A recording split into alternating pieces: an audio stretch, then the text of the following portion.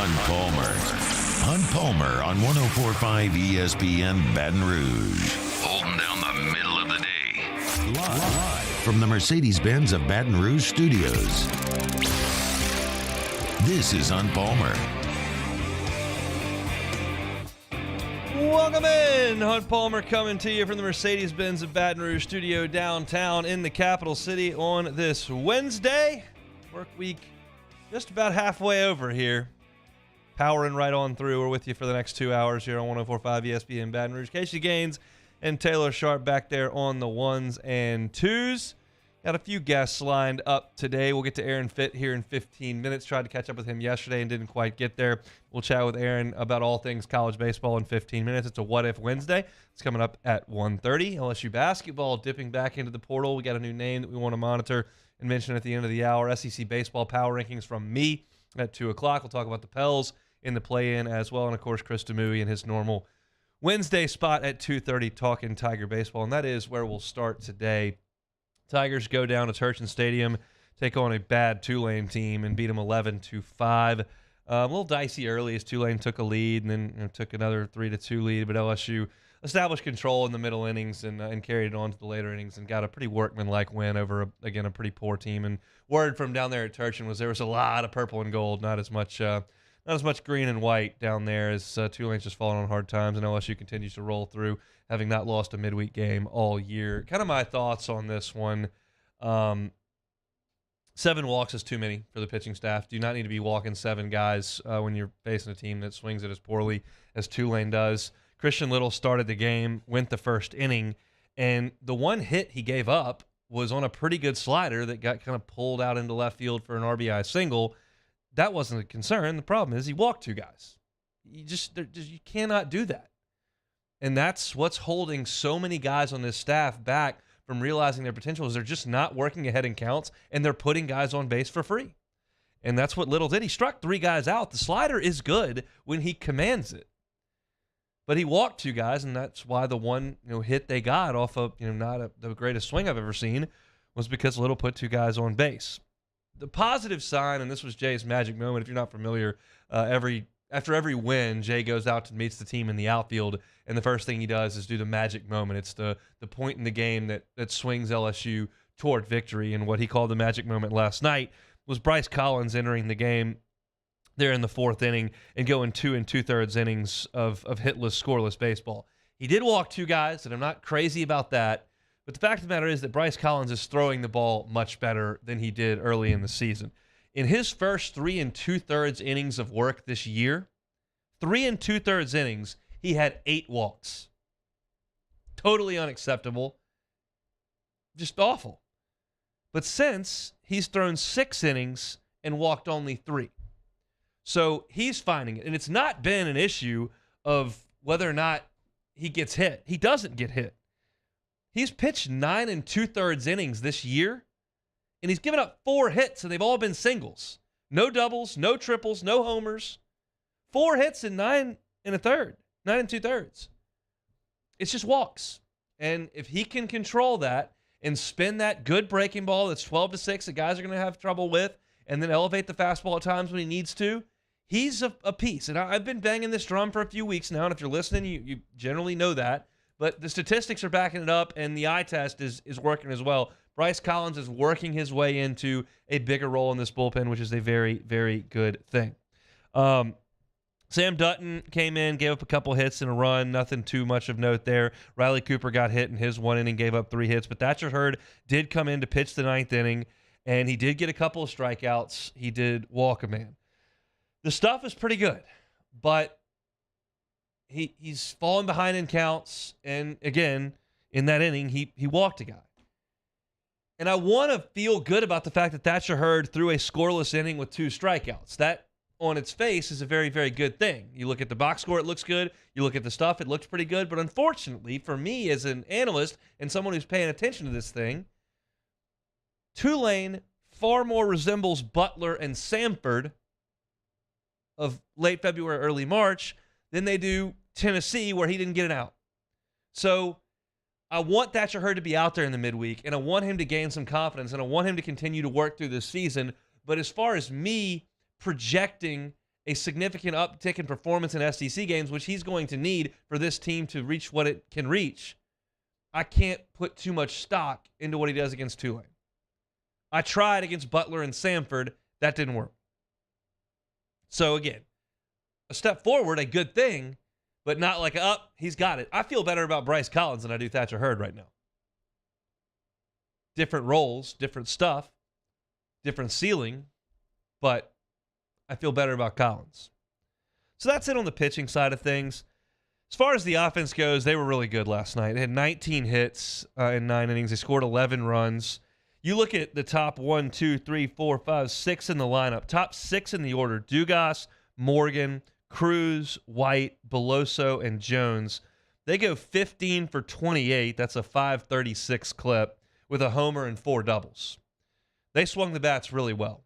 And one of the things that I think we probably haven't talked about quite as much as we should have has been the incredible production that Tommy White has put forward. Entering the game last night, he was second in the country in RBIs. Remember, he missed a week after he slid into the bag. He missed a week, and he's second in the country in RBIs. Last night, he steps up, goes 2 for 5, collects 3 more runs driven in, and that's what you're going to have.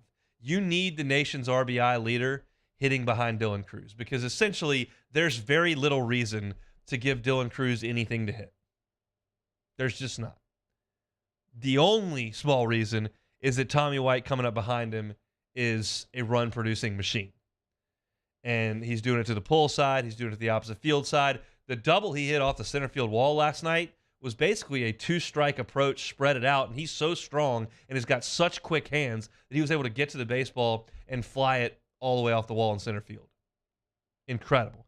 Love seeing Jared Jones swing the bat great. He was 3 for 4 last night, scored a run, ripped a double to the pull side, mauled another double to right center field. He had 3 doubles in the game, and that's a huge development for LSU as well. Joe Bear leaves the yard, which was great. Jordan Thompson, 1 for 4, but had a towering home run to left field. And Jay Johnson met with the media earlier today and said, look, there's not many players in the country playing better than this guy. And I went and ran the numbers.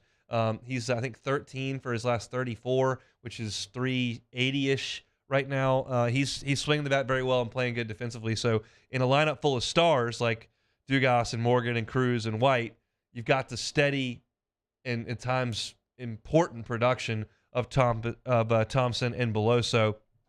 And then Alex Milazzo did collect a hit on a hit and run, hit the ball really well on a hit and run, and created a first and third situation. Jay Johnson kind of talked about him today, said, look, Neal is not struggling as badly as the numbers may suggest. He's drawing a lot of walks. He had huge home runs in the series against Arkansas and Tennessee to tie games that LSU was behind in. It's not like he's been a disaster offensively, even though you look at the numbers, he's hitting 204 or whatever it may be. He's been a little bit better than that. But Milazzo is warranting some playing time, and he did say that Alex Milazzo was going to play in Game 3 against South Carolina if they were able to get that game, and they just weren't able to get it in, so he got him a start last night, and thought Alex played well, threw a guy out at second base and got a big hit. So good work from the offense all around. The perhaps biggest news from the game, unfortunately, as this continues to happen day after day after day, was the injury to Paxton Kling. If you had turned it off by then and didn't see, there was a double hit off the wall in right field. Kling was chasing it down all the way to the wall in right field, and he kind of turned his body to pick the ball up and make a throw, and in the course of that turn, grabbed his leg and kind of collapsed on the throw, and then had to really be helped off the field. He couldn't put really any weight at all on his leg, and the word from the staff, you saw him with an ice bag on his hamstring last night after the game. Word from Jay Johnson today is that it was a high hamstring injury, which apparently is a little bit more recoverable than maybe a low hamstring injury. I'm not a doctor. I'm not a physical therapist. I'm not anybody that has any business telling you about injuries, but when you hear high ankle sprain, you think worse. Apparently when you hear high hamstring, you think a little bit better. So they got to get him back, as Jay said. He's one of their best players. They do have some bodies. Josh Pearson can go out there. Braden Jobert can go out there. You can put Gavin Dugas in the outfield if you need to. You can put Trey Morgan in the outfield if you need to. They've got real players, not guys that you're pulling off the bench. You know those names, like Jobert, Dugas, Morgan, Beloso. These guys are not exactly unproven commodities. LSU has the guys to put in the outfield, but Kling does give you a really talented bat, a great runner, a plus defender, some pop. he gives you a lot, and you'd like him to be back in there, but unfortunately, he's going to be down for a little bit, and hopefully we'll be back in time to play a little bit before the postseason starts, because that's an important piece to what LSU wants to do offensively and defensively. So I guess that's fairly good news today, that it's not as bad as it could have been, but you just you hope for the best there for Paxton Kling. As more info becomes available, we will let you know. Wednesday's show here, Hunt Palmer Show. We're going to get to Aaron Fitt coming up here next. We're going to talk all things SEC baseball. Aaron was actually in South Carolina for LSU and South Carolina over the weekend, so excited to get his take on what he saw from the Tigers there, as well as the Gamecocks, and then we'll get some thoughts from around the college baseball world as well. Aaron Fitt is with us next on the Hunt Palmer Show. Hunt Palmer on 104.5 ESPN Baton Rouge. Love telling you about Rally Cap, handmade for the home teams. You're going out to the box this weekend to watch LSU in Kentucky. This turquoise can I've got right here on set is available at the box. It is their first pitch, their pale ale. It's the first beer ever brewed over there at Rally Cap, and it is fantastic. I love it. If you're a light beer drinker like me, first pitch is perfect for you. So is In a Pickle. If you like all the other types of beers, the sours, the stouts, all those, they got you covered over at Rally Cap. 14 beers on tap, as well as 8 TVs. Great place to watch games over there at the Rally Cap Brewery. And they got tours Wednesday, today, tomorrow, Friday, Saturday. During the weekdays, Wednesday to Friday at 5 o'clock. Saturdays, 1 o'clock. Kevin will walk you through the brewery. It's really, really cool. And at the end, you'll get a guided flight, which is also fantastic. So you got to purchase those tickets in advance. Go to rallycapbrewing.com to do so. And if you're headed to the box this weekend, grab some Rally Cap. It is some fantastic stuff. We appreciate them being a part of our show here on the Hunt Palmer Show. Rally Cap, rallycapbrewing.com. Our listeners fire off their opinions on the jimsfirearms.net hotline at 499-1045. Keep listening for your next chance to shoot us your thoughts with the jimsfirearms.net hotline on 104.5 ESPN Baton Rouge. For over a century, local broadcasting has evolved with the needs of the community. We move past the stigmas of opinion journalism and bring the most relevant news online, on air, and on the go. You have trusted us with your news, sports, weather, and entertainment. Trust us to keep moving with you. Text TB to 52886 and tell Congress local broadcasting is here to stay. Hey, what's up, y'all? It's that time again. It's heating up. Your boat's getting ready to come out and spend all summer on the water. It's time to take your boat to the next level with front-to-back boat service, where if you want an incredible custom speaker install, it's going to blow people away in the water, that's there for you. You want an HD sonar where you can see the fish under the water before you cast, beat all your friends, that's there for you at front-to-back boat service. So don't put it off. We got the parts in right now. Get them now before they go back on back order. Front-to-back boat service.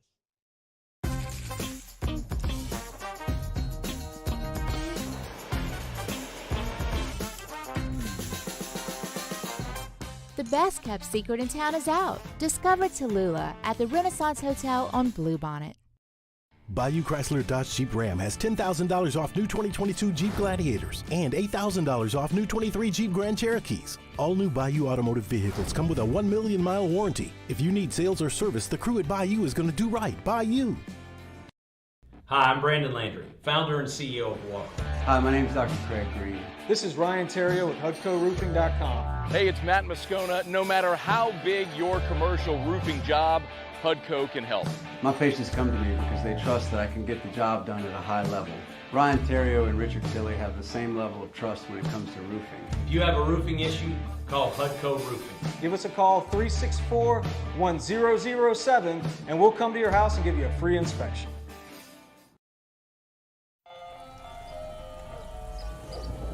Hey there, little buddy. What's the matter? What's the matter? My windows, siding, and my door. That's what's the matter. Relief Windows can fix all that. I got you. Pop, pop. What's up? Oh my gosh, look! Curb appeal. That's a good-looking neighborhood. ReliefWindows.com. Gulf Coast Office Products is a nationally recognized Savin office equipment dealer based right here in Louisiana. Over 100 employees strong, Gulf Coast has the boots on the ground to support all vertical markets from education, engineering, legal, and finance. With the latest in office technology, from desktop to production segment units, Gulf Coast and Savin have the perfect fit for you. Call 225-756-2644. Hanniger. Join us for the Thursday edition of Handy Time. Ali Cosell from the Bird Rights will be with us, and we'll take a look back at New Orleans and OKC, and Buzzy Heidel on LSU baseball, plus his trip to the Masters. Handy Time, noon weekdays, 104.5 ESPN Baton Rouge.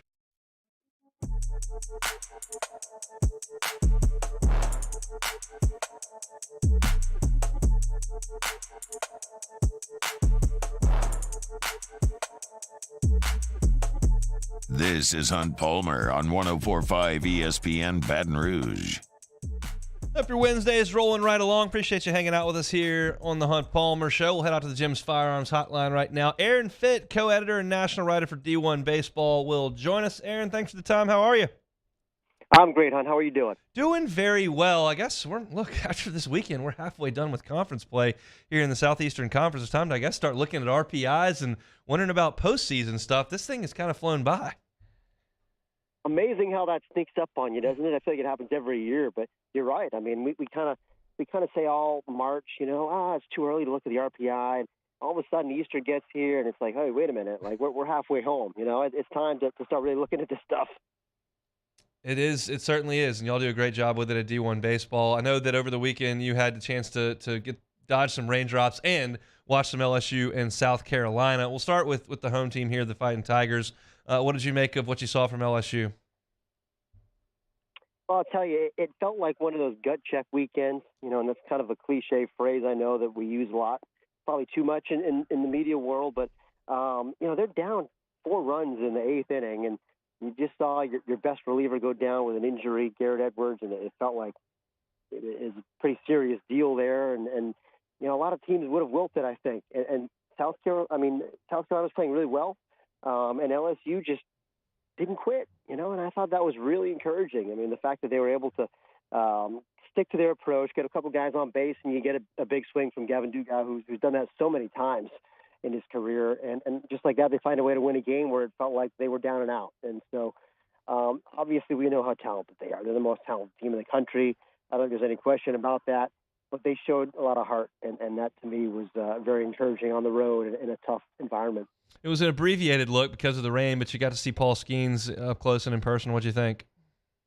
It's special, man. And, I'll tell you, I saw Steven Strasburg up close a number of times when he was at San Diego State. I was living out west at the time, and that was the best college pitcher I ever saw. It was 96 to 100 with command and an elite changeup, an elite breaking ball, and that's Paul Skeens. That's the closest thing I've seen to Strasburg, in the last 15 years is Skeens. And I only saw him for 3 innings, and he gave up 2 home runs, but they struck out 8 guys. I mean, it was electric. It was 99 to 100, and again, with command, with life, with a tough angle. The slider's gotten so much better than it was even since last summer when I saw him with Team USA. It's such a better pitch. I mean, you credit Paul and you credit Wes Johnson for the work that they've done on that pitch. It's a lot tighter. He used to be more of a fastball changeup guy, and now that slider's a real weapon. And so he's special, man. And I hope LSU fans are enjoying the ride with him, and I'm sure they are because it doesn't come along that often. What's your concern level with LSU's pitching after Skeens, both in the rotation and the bullpen, now that Edwards is going to miss time? That's not great. But, I do feel like they've got enough depth here, I think, to survive it, especially given how explosive they are offensively. Obviously you're going to need some guys to emerge. I mean, Christian Little, I know they started yesterday and got him some work. I don't know if they're going to stick with him as like a Sunday guy. I know they're trying to stretch out Griffin Herring, who I really like. I mean, that's a left-hander that Jay Johnson said is a future star, and I totally agree. I mean, it was plenty firm, 92, 94 from the left side with a really good breaking ball, and it's projectable. He looks the part. And I think they just kind of gradually stretch him out and maybe groom him for that Sunday job, which I kind of like. But you're going to need more out of Thatcher Hurd, clearly. I mean, that's a key piece. It looked like he pitched well yesterday in an inning against Tulane, so that's encouraging. But, I still think they've got depth. I know it's not great. You'd rather have, a healthy Edwards and, the other guys that they've lost. I mean, there's three big arms down right now, but they're I think deep enough to survive this thing. And so it's just a testament to the roster that they've built through the transfer portal and through the returning guys. And through the freshman class, and they just need to continue to develop some of those guys and bring back some confidence maybe for Thatcher Hurd. That's obviously a really key piece. Chatting with Aaron Fitt, D1 Baseball here on the Jim's Firearms Hotline. Aaron, I was a little skeptical of South Carolina before the LSU and South Carolina threw a pitch on Thursday. I'm not anymore. They really impressed me through the two games that I got to watch. What do you make of this Gamecock club? Yeah, I agree with you. I mean, it's a team that it feels pretty balanced, and the only thing that I think they're not elite at is defense, but I think they're fine on defense. They're plenty athletic, and they're really powerful, obviously. Ethan Petrie is a superstar as a freshman. Reminds me a lot, frankly, of Chris Bryant. And, again, I know that's maybe a little hyperbolic, but, the tool set, the frame, the athleticism, the power, the feel to hit, it reminds me very much of Chris Bryant, at San Diego when he was a freshman. And so they've got some real star power there. They've really got real arms. Will Sanders, it looked like, was the guy that we remember from a couple of years ago when he was at his best. It was kind of a special duel shaping up with him and Skeens on Thursday night before that weather rolled in.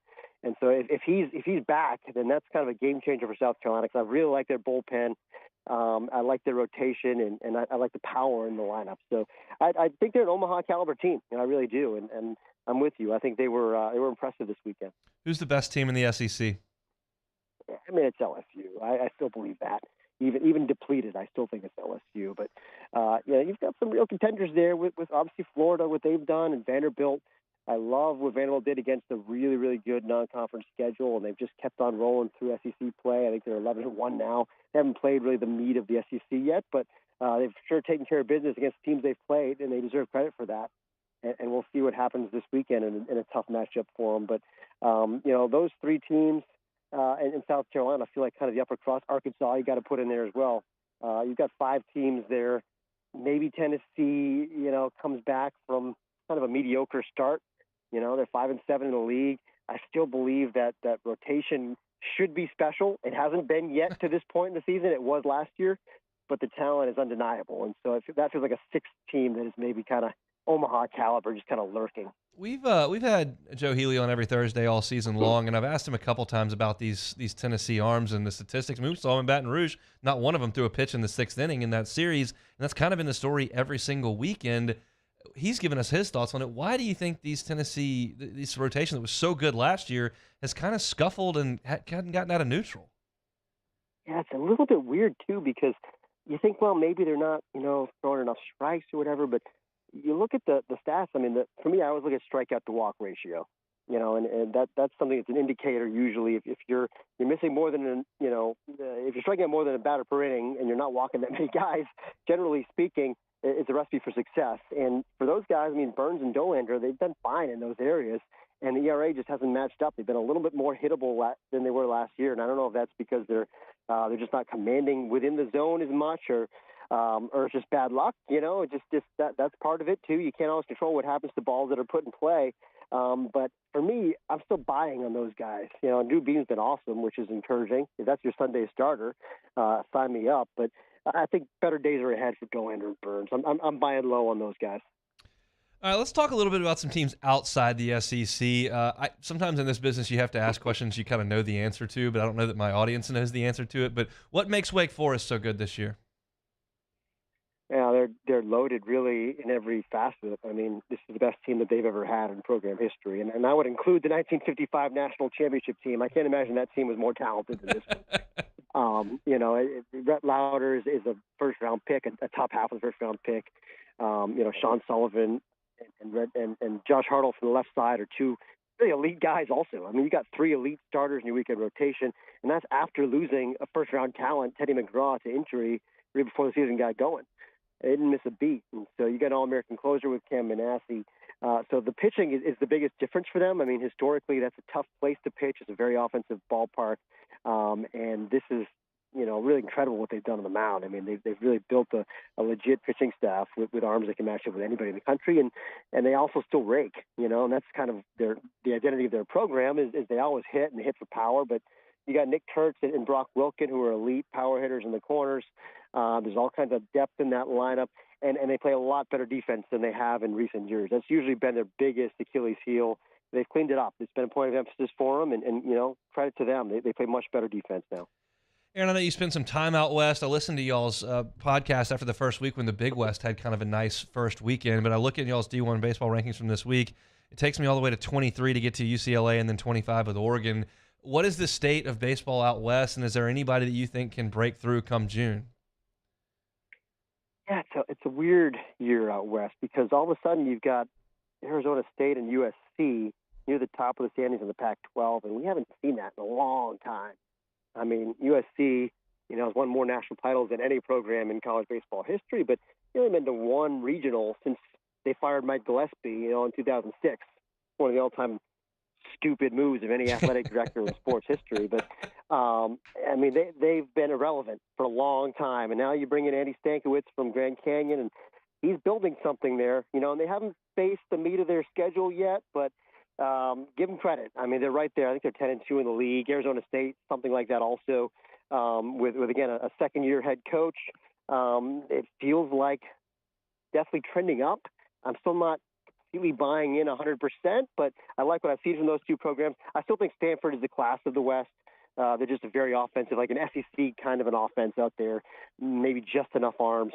And UCLA feels like, I still believe at the end of the day, the second best team in the West. And then, Santa Barbara, it feels like they're in the mix in the Big West. Fullerton just won a series at Santa Barbara, and they've won 6 series in a row. So you kind of have to take them seriously at this point. I don't know how seriously I'm taking them as far as like Omaha. It's not a Fullerton team of old, but you give them credit again, like USC, like Arizona State. You've got some traditional powers that feel like they're back on the upswing. All right, LSU welcomes Kentucky in this weekend. You believe in the Wildcats at this point? Not quite there yet. And again, it's kind of like USC, Arizona State, Fullerton. Give them credit. I mean, they've earned our respect. They've exceeded our expectations. I think that goes for everyone out there. I don't think anyone saw Kentucky being, a top 12 team at this point of the season. And a lot of turnover, they did a great job, I think, bolstering that roster with the transfer portal and some small school additions, some JUCO guys, and some returning guys that, have been solid. And it's not like a ton of star power there, but there's athleticism. And I think they're competitive. Do I think they're elite? Do I think they have staying power as like a regional host? I don't really. I mean, I reeled off, I think, 6 SEC teams earlier that I thought are Omaha contenders. I didn't even mention Kentucky, who's number 12 in the country, but I just don't know if I quite buy them at that level. But I do think they're a regional caliber team, and you give them credit for doing what they've done so far. He is Aaron Fitt from D1 Baseball. Check him out on Twitter at Aaron Fitt. Aaron, thanks so much for the time. My pleasure.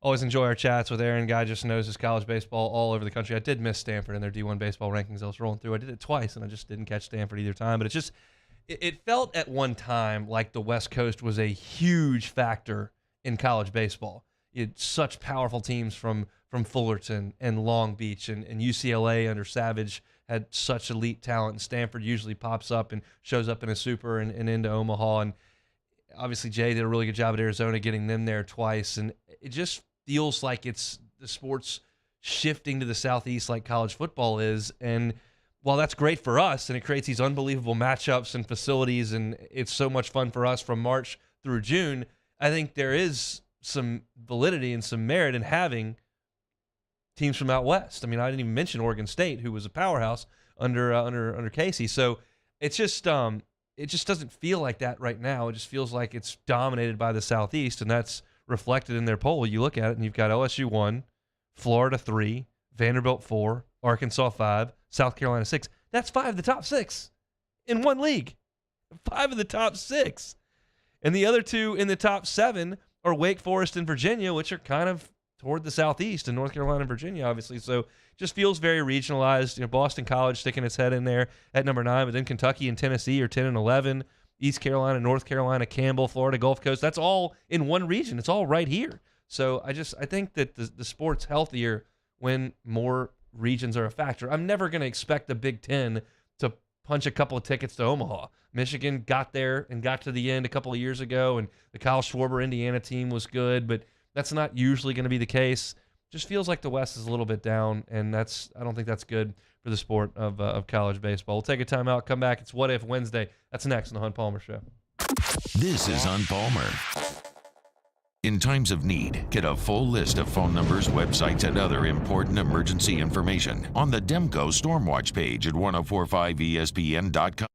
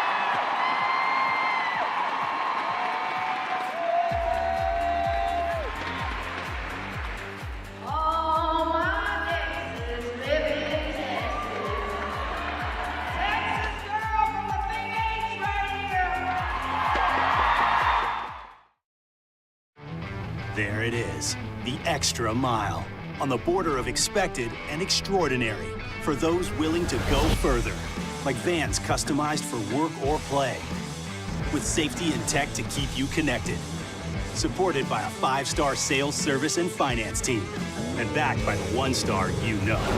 So go the extra mile. It's never crowded, because so few have what it takes to go there. Mercedes-Benz Vans. Hey, what's up, y'all? It's that time again. It's heating up. Your boat's getting ready to come out and spend all summer on the water. It's time to take your boat to the next level with front-to-back boat service, where if you want an incredible custom speaker install, it's going to blow people away in the water, that's there for you. You want an HD sonar where you can see the fish under the water before you cast, beat all your friends, that's there for you at front-to-back boat service. So don't put it off. We got the parts in right now. Get them now before they go back on back order. Front-to-back boat service. Hi, I'm Brandon Landry, founder and CEO of Water. Hi, my name is Dr. Craig Green. This is Ryan Terrio with HUDCORoofing.com. Hey, it's Matt Moscona. No matter how big your commercial roofing job, HUDCO can help. My patients come to me because they trust that I can get the job done at a high level. Ryan Terrio and Richard Tilley have the same level of trust when it comes to roofing. If you have a roofing issue, call HUDCO Roofing. Give us a call, 364-1007, and we'll come to your house and give you a free inspection.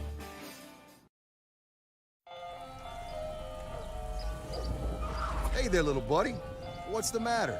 What's the matter? My windows, siding, and my door. That's what's the matter. Relief Windows can fix all that. I got you. Pop, pop. What's up? Oh my gosh, look! Curb appeal. That's a good-looking neighborhood. ReliefWindows.com. Gulf Coast Office Products is a nationally recognized Savin office equipment dealer based right here in Louisiana. Over 100 employees strong, Gulf Coast has the boots on the ground to support all vertical markets, from education, engineering, legal, and finance. With the latest in office technology, from desktop to production segment units, Gulf Coast and Savin have the perfect fit for you. Call 225-756-2644. That's 756-2644 for Gulf Coast Office Products. Clash of the Cooks Jambalaya Showdown is back.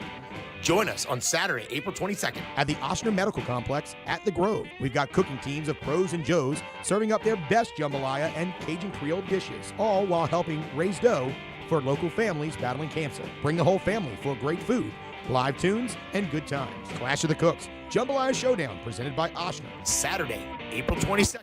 Moscona inviting you to join us for Wednesday's Hump Day AFR, presented by Pluckers. Play-in day for the Pels. We're previewing New Orleans and OKC, and we'll recap LSU Tulane in baseball. Join us 3 to 6, 104.5 ESPN Baton Rouge.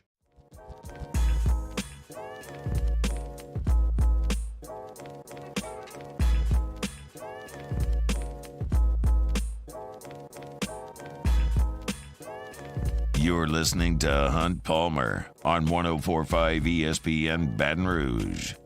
New transfer portal name to watch for LSU basketball. We'll get to that at the end of hour number 1. I'll give you my SEC baseball power rankings at the top of hour 2. We'll talk about the Pels in hour 2 as well. And Chris Demui in his always Wednesday spot at 2:30. But for right now, it's 1:30. It's Wednesday. It's What If Wednesday. Time, space, reality. It's more than a linear path. Where a single choice can branch out into infinite realities.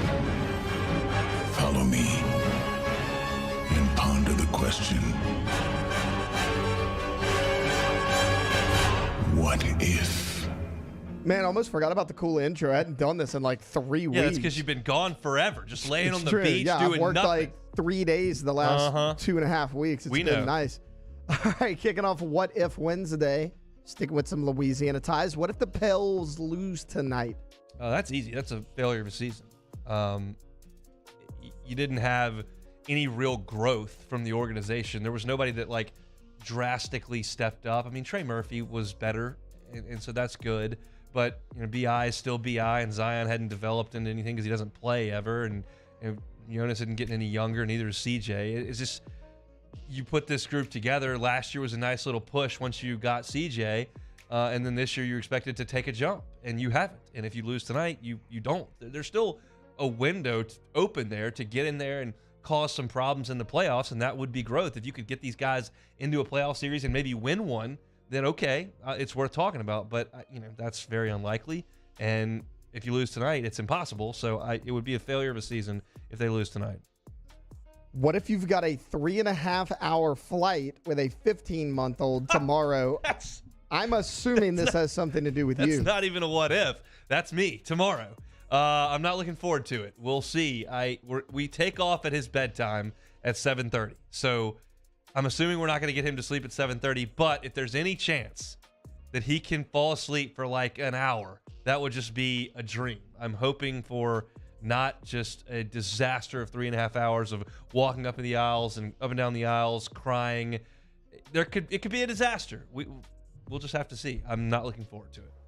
When we were leaving Miami going to Aruba, we had a lady with like a baby that looked to be about 5 months old directly behind us, and I was on pins and needles. I thought I was going to get the air marshal called on me, but the kid slept the whole time. It was Well, fine. see, at 5 months, you're perfect because that's all they Yeah. do. They just sleep. He's aware and able to like evaluate the fact that he's not in his crib. So if anybody has any suggestions on flying with a 15-month-old that I can implement in the next 24 hours, like something that's, I got to get something shipped in. We're leaving tomorrow, but if you've got some thoughts, Bayou Ford chat open. My Twitter's open. He's never been on a plane before. We'll see how it goes tomorrow, but we take off at 7:30 p.m. and we'll see how it goes. What if Alabama actually won the 9-6 game in Tuscaloosa in 2011? LSU would have been playing Arkansas at that point to get into the BCS national championship game, and they would have won that game, and they would have gotten in. I think LSU's resume that year was far better than Alabama's. LSU had played Oregon, who ended up winning the Pac-12 or Pac-10, whatever it was at the time, away from home. They played that game in Dallas. They went to West Virginia and played a team that played in the Orange Bowl and won that game away from home. They played number 3 in the country, which was Arkansas at the time, in Tiger Stadium, and beat them handily. LSU would have gotten the same treatment Alabama got, and they would have gotten in. I don't think the game goes any differently with restore order and the revenge factor and all that kind of stuff. LSU fans hate when I say this, and we'll never know, so it's fine to have the discussion. I'm fully of the opinion that Alabama had a better football team than LSU that year, and it was because LSU was limited in the passing game. They just did not play quarterback as well as even as a sophomore that A.J. McCarron did, and that manifested itself in the Superdome. LSU played that Bama defense for 8 quarters and could not score a touchdown. That's a big deal. And so, LSU just sat there and waited for the defense to do something great, like they did in Tuscaloosa when Morris Claiborne had the pick that set him up for a field goal, and that's what they needed. The other field goal they got off a busted coverage that Jefferson hit Shepard on right at the beginning of the first half. I think LSU gets into the game, even if they lose that game, which makes that game pretty insignificant looking back, even though it felt like the biggest game that I'd ever watched. But I don't think the Superdome goes any differently. I think Alabama wins that game. What if Texas A&M goes 6-6 this season? Man. Which, I mean, they probably will. They Let's just call could. it like it is. Look, if you go 6-6, you lose to both Mississippi's again. Bama gets you. you come to Baton Rouge and lose, I think they make a move. I don't think Jimbo, even with that buyout, survives 6-6 in year 6 or whatever this is. That to me seems like an impossibility. I would highly doubt they go 6-6, but there are some issues there at cornerback, and we'll see what they can do. I don't think that's going to happen. But if they did go 6-6 for the point of the game, I think he's toast. All right, I know you're kind of fond of the sport of baseball. What if Salt Lake City gets a team? Yeah, we just saw that came across the wire. Jeff Passan's reporting that a former owner of the Jazz, I don't even know who it is putting together a group to put a team in Salt Lake. We know that Major League Baseball is actively looking to expand. I think everyone just anticipated that Nashville would be the landing spot. Nashville has kind of exploded. They do very well with the Sounds. They're minor league team. They've done very well with hockey. They've obviously got an NFL team. That seemed to be a far greater fit. Salt Lake, does anyone go there like for vacation? There's skiing and stuff out there. Maybe they do. I never think of Salt Lake as a destination. I think of Lake Tahoe in that area as an incredible destination that I've been to that is fantastic. I know they're two different states and just have the name Lake in them, so I don't know how comparable they are. But Salt Lake, when I saw that, it caught me a little off guard. I mean, obviously they've got the Jazz, so it's not like they don't have any sports, but I just don't think of Salt Lake as a destination. Maybe I could have thought of about 3 or 4 other cities that I would have thought would have got one. Portland or San Antonio. Yeah, Vegas. I mean, Vegas was one we thought for sure would show up. Salt Lake surprising me. I'll say that. What if John Rahm withdrew from the RBC Heritage this week? So I saw this before the show, and I don't think anyone would have been surprised if he did. Very often, players that win majors or win tournaments don't play the next week. That Sunday, with all the media obligations that go into the evening, and then you probably have a pretty good time after that, and it kind of throws everything off with your schedule. And this is different because this year is the first year the PGA Tour's got elevated events that they expect all of their top players to play, and you are allowed to kind of skip one. And there have been a number of them. They had the Genesis over there at Riviera. You've obviously got the Players, which is elevated. You've got the Dell Match Play, which is a WGC, and then you've got this at Harbortown at the RBC, which is an elevated event. So everyone's supposed to be there, but you could miss one. And they asked John Rahm today when he showed up on site at Hilton Head. They said, "Hey, why didn't you WD?" And he said, it's just not the right thing to do. There are people that have purchased tickets that expect the best players in the world, and he even went as far as to say there are kids here that were watching last week that kind of expect the Masters champion to be here, and so I thought it was the right thing to do. John Rahm, early in his career, was a massive hothead, had temper issues on the course, lacked maturity, and over the last 3, 4, 5 years, seeing the way he's carried himself, seeing the way he handles himself in the media, on the course, even in some difficult times and then in the best of times like winning the Masters, has been pretty impressive. I'm still going to pull like crazy against him when he puts on the Europe uniform and plays in the Ryder Cup this fall, and he'll be a thorn in my side for that, no question. But it has been impressive to see him, he and Rory kind of alongside each other kind of champion the PGA Tour and do the right things.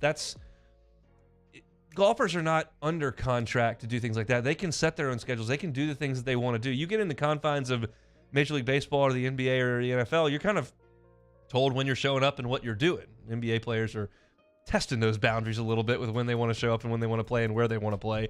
But PGA golfers can kind of do whatever they want, and when they do the right thing, I think it should be lauded. This is one of my favorite stretches of golf of the entire year, because I know the course at Augusta, having watched it on TV for years and years and years and walked it one day. And then I played Harbortown a couple of years ago on a guy's trip, so I'm familiar with Hilton Head and Harbortown and that golf course and the shots, and I've hit them. And then, of course, next week we got the Zurich coming here, which I know TPC very well because I've played it a ton of times. So I know the PGA Tour course 3 weeks in a row in this stretch, and so I'm excited for the little bit of Harbortown that I'll be able to watch because we're going to LA this weekend and I'll be doing a lot of things. But I think it's great that John Rahm, in this situation, coming off the Masters win, is doing the right thing, because it's the exact opposite of the load management thing with the NBA, which I'm also not totally against. I think it's about winning a championship, and if your guy needs to sit at night, he needs to sit at night. But John Rahm's taking the opposite approach.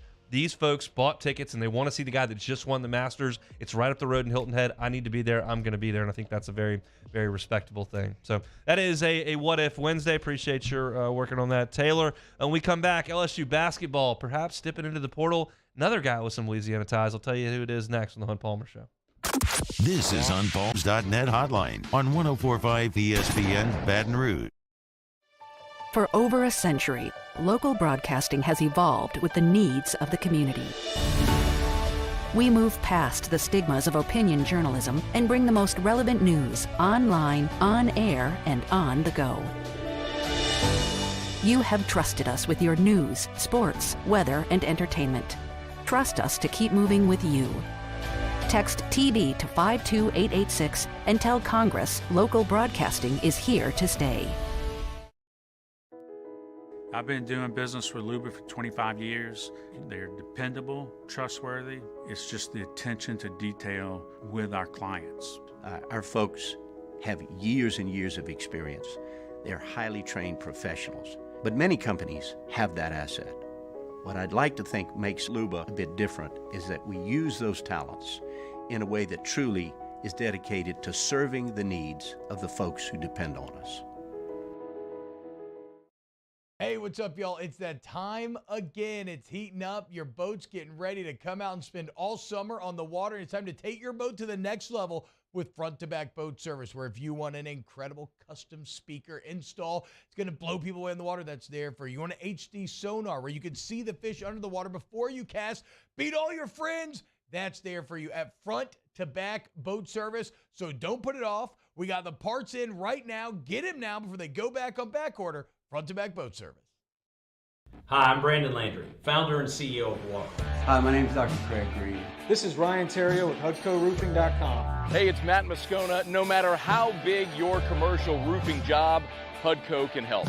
My patients come to me because they trust that I can get the job done at a high level.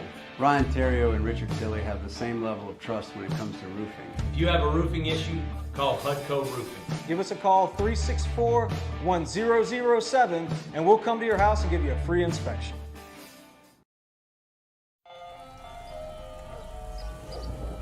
Hey there, little buddy. What's the matter? What's the matter? My windows, siding, and my door. That's what's the matter. Relief Windows can fix all that. I got you. Pop, pop. What's up? Oh my gosh, look! Curb appeal. That's a good-looking neighborhood. ReliefWindows.com. Gulf Coast Office Products is a nationally recognized Savin office equipment dealer based right here in Louisiana. Over 100 employees strong, Gulf Coast has the boots on the ground to support all vertical markets, from education, engineering, legal, and finance. With the latest in office technology, from desktop to production segment units, Gulf Coast and Savin have the perfect fit for you. Call 225-756-2644. That's 756-2644 for Gulf Coast Office Products.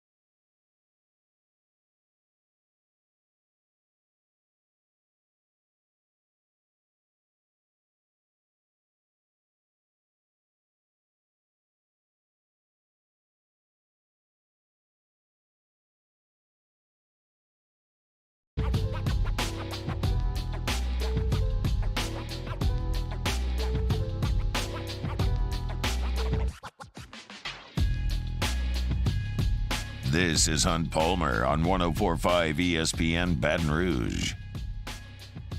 Wrapping up hour number one here, Wednesday edition of the Hunt Palmer Show. A transfer portal, huge point of emphasis, obviously, for LSU basketball at this point. They pulled in Jordan Wright from Vanderbilt, pulled in Jalen Cook from Tulane. Tulane? Why did I say Tulane? That's the way, proper people say it. It's Tulane. Why don't I do that? Correction. Tulane. That's where they got Jalen Cook from. And I saw another name that popped up over on 3 Billion Body and Matthew Bruni all over the transfer portal from a basketball perspective over there. And when names come up that I think are realistic options for LSU, I want to go into them and discuss. And the name is Carlos Stewart. Carlos Stewart is a 6'1", 185-pound sophomore. He was a sophomore this past year who was out at Santa Clara. And he went to the Dunham School right here in Baton Rouge. And when I heard the name and looked at the bio, I went, wait a second. We're not trying to put together an AAU Baton Rouge team just because they'll come home. They need to be good. Now, I realize an AAU team from Baton Rouge went to the Final Four in 2006. I got it. So I don't think that's lost on me. But I'm like, okay, wait a second. Just because guys will come home doesn't mean they're SEC caliber players. I've seen Jordan Wright play in the SEC. That's good to go. I've seen Jalen Cook play in the SEC. I've watched him a little bit over the last couple months at Tulane. That's good to go. But just because you played in Baton Rouge doesn't mean everybody come on back. And then I started looking into Carlos Stewart. This past season, he started all 33 games for Santa Clara. He played 32 minutes a game, so big-time piece for Santa Clara. He shot 44% from the floor, which is okay for a 6'1" guard, not great. And he shot 40% from three, which is great. That is excellent shooting from three-point range. He's an 83% free throw shooter, which is very good.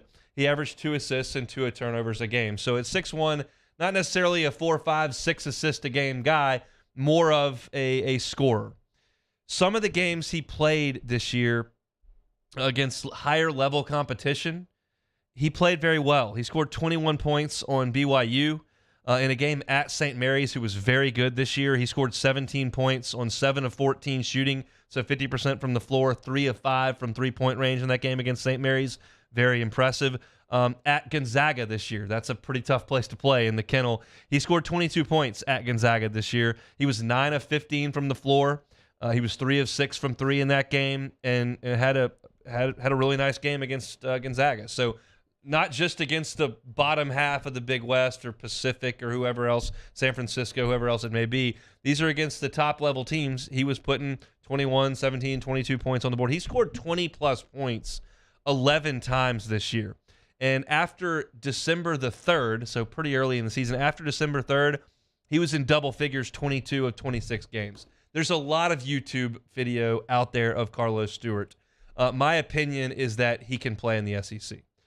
The shooting numbers are the shooting numbers. You imagine, I mean, pretty much all the transfers that came in this year from wherever they were, NC State, Murray State, wherever they came in from, they pretty much shot the same percentage that they did. Shooting is shooting. Now, it's tougher to shoot sometimes against better teams. I do understand, but on a whole, percentage-wise, for 35 games, you kind of are what you are, and he's a 40-point three-point shooter last year that can put it on the floor, that can get to the rim. He's not a big player, but he is a capable player. I think he's a little bit of a step down from Jalen Cook in terms of ability, but is he a rotational guard piece that can help LSU in the backcourt? I believe he is in the SEC. I do. Do I think he's going to be first-team All-League? No. Do I think it's possible he doesn't even start for LSU next year? Yes, but you do need depth, and LSU needs guards in the worst way because they had no production from their guards last year, and Adam Miller is moving on. So I'm a thumbs up on Carlos Stewart. I think that would be a nice addition to the program. They can't be done. You've got to go get more really good players because the roster needs an overhaul. But I do think this is a thumbs up as a depth piece, a guy that I think can shoot, I think that can score, and I think is athletic enough to play in the SEC. So I don't think I'm being an obnoxious homer to sit here and go, oh, Stewart, thumbs up. This is a great adding to that backcourt. I think he's a nice piece, and I do think that he can help, and he brings something that they don't have enough of. They don't have enough guys who can stand there and make threes, and if you can't make threes in this level, in this time, at this level, or the NBA, your offense is going to be in trouble. You can't space the floor if you can't make threes, and you're not going to be able to score efficiently enough if you can't make jump shots. And LSU didn't shoot it well enough last year. So I think Carlos Stewart could be a nice add. Again, this is nothing that's set in stone, but it's believed that there's some interest. It's believed LSU has made contact. He is from right here in Baton Rouge, having played at the Dunham School, and I think Carlos Stewart would be a thumbs-up add as a depth piece in the backcourt for LSU. So we'll let you know as we learn a little bit more. Big announcement here for today only for the Dreams Come True Radiothon. We've been telling you about it all month long. Today only, everyone who makes a donation at 1045ESPN.com of at least $5 today from 3 p.m. to 4, so right after I get off, 1 hour from now, will receive a $25 Pluckers gift card. Everyone that gives $5 to Dreams Come True today between 3 and 4 gets a $25 Pluckers card. They're all going to be picked up right here at the station starting April 13th, which is tomorrow. So it's 20 free bucks to Pluckers for donating to a great cause and Dreams Come True if you do it. So we certainly appreciate all the help with our Dreams Come True. Or customize your next vehicle just the way you want it. All new Bayou Ford vehicles come with a 1 million mile powertrain warranty. The crew at Bayou Ford is going to do right by you. Hey, what's up, y'all? It's that time again. It's heating up. Your boat's getting ready to come out and spend all summer on the water. It's time to take your boat to the next level with front-to-back boat service, where if you want an incredible custom speaker install, it's going to blow people away in the water, that's there for you. You want an HD sonar where you can see the fish under the water before you cast, beat all your friends, that's there for you at front-to-back boat service. So don't put it off. We got the parts in right now. Get them now before they go back on back order. Front-to-back boat service. Each year, Guarantee Media hosts a radiothon to benefit Dreams Come True, the local organization that grants dreams to Louisiana kids suffering life-threatening illnesses and their families. We've interviewed these incredible kids, and their stories warm our hearts. And none of it would be possible without your help. So we're asking for your support in our effort to making more dreams come true. Each year, our Dreams Come True radiothon is powered by the Baton Rouge Clinic. Visit GuaranteeMedia.com to pledge your support today, and thank you. Clash of the Cooks Jambalaya Showdown is back. Join us on Saturday, April 22nd. At the Oshner Medical Complex at The Grove. We've got cooking teams of pros and joes serving up their best jambalaya and Cajun Creole dishes, all while helping raise dough for local families battling cancer. Bring the whole family for great food, live tunes, and good times. Clash of the Cooks Jambalaya Showdown presented by Oshner. Saturday, April 22nd at lunchtime. Help us paddle it forward. For tickets and more information, go to clashofthecooks.com. All right. I've been doing business with Luba for 25 years. They're dependable, trustworthy. It's just the attention to detail with our clients. Our folks have years and years of experience. They're highly trained professionals. But many companies have that asset.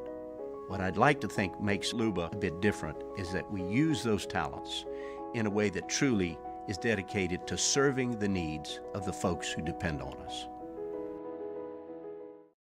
Hi, I'm Brandon Landry, founder and CEO of Walker. Hi, my name is Dr. Craig Green. This is Ryan Terrio with HUDCORoofing.com. Hey, it's Matt Moscona. No matter how big your commercial roofing job, HUDCO can help. My patients come to me because they trust that I can get the job done at a high level. Ryan Terrio and Richard Tilley have the same level of trust when it comes to roofing. If you have a roofing issue, call HUDCO Roofing. Give us a call, 364-1007, and we'll come to your house and give you a free inspection.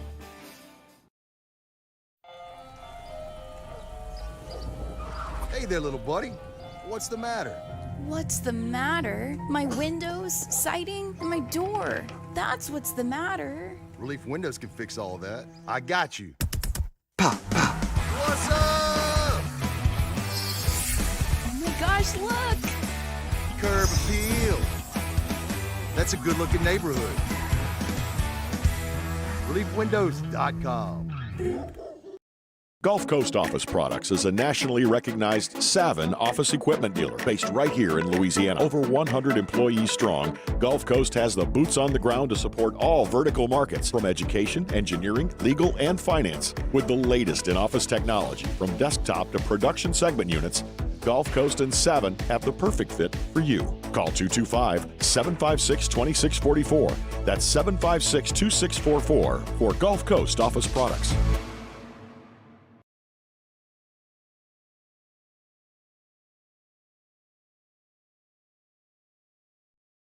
This is SportsCenter.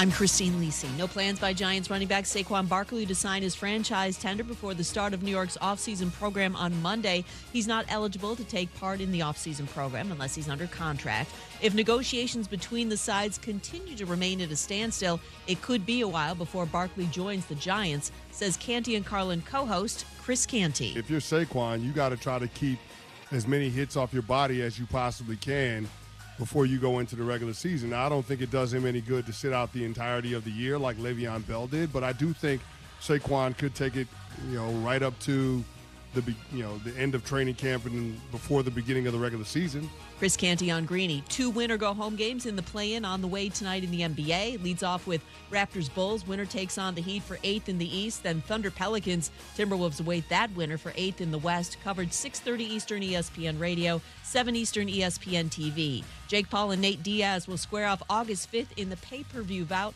between 2 of the biggest personalities in combat sports. Think O'Reilly Auto Parts for all your car care needs. They're close, convenient, and have the parts you need fast, along with excellent customer service from professional parts people you can trust. Stop by your local O'Reilly Auto Parts today or visit O'ReillyAuto.com.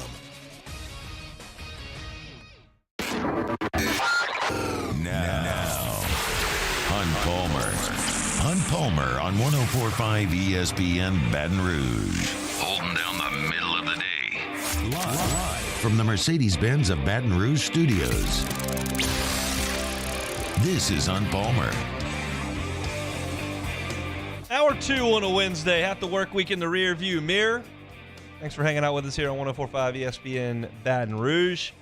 A lot to get to in this hour. Pels on the hardwood tonight. Won't be the last time. I'll tell you my thoughts in the next segment. Chris Demui always with us at 2:30 on Wednesdays. So we'll chat with the former Tiger Southpaw and host of the 60 feet 6 inches LSU baseball podcast coming up in 30 minutes. All right, let's do some SEC baseball power rankings. We don't do it every week, but I've just kind of found spots here and there as my thoughts have changed as we've gotten more data, more series in the rearview mirror, and I've kind of got some thoughts. I feel like I've got a better handle on the league as a whole than maybe I have since I covered LSU day to day back in 2011, 12, 13. I've missed a little bit on some. South Carolina really impressed me last week. I'll admit that the ambushing schemes for some homers early and their ability to pitch. I thought they were pretty good, and LSU I think was fortunate and earned every bit of it, but was fortunate that Dugas put that grand slam swing on it in the 8th, or else you're looking at a 2-0 series deficit before they get to Game 3. So I think I underestimated South Carolina a little bit. But I feel pretty good about where I am 1 to 14 here. So we'll start at the bottom at 14, who I think the worst team in the league is. And right now, I think the worst team in the league is Georgia. They are 12th in the SEC in ERA. They are 13th in the SEC in on-base percentage. I don't like their staff from a starting perspective. They don't get on base. They're 13th in the league in on base. I mean, there's no facet of the game that I find Georgia to be above average at, quite frankly. And it's just it's a tough way to make a living if you're that. And there's no reason for Georgia not to be good. You're in a talent-rich state. You've got an unbelievable college town and college experience to offer. I've loved my time in Athens whenever I've been there. Obviously, the football team is rocking and rolling. The brand is very strong. Georgia should not be the worst team in the SEC.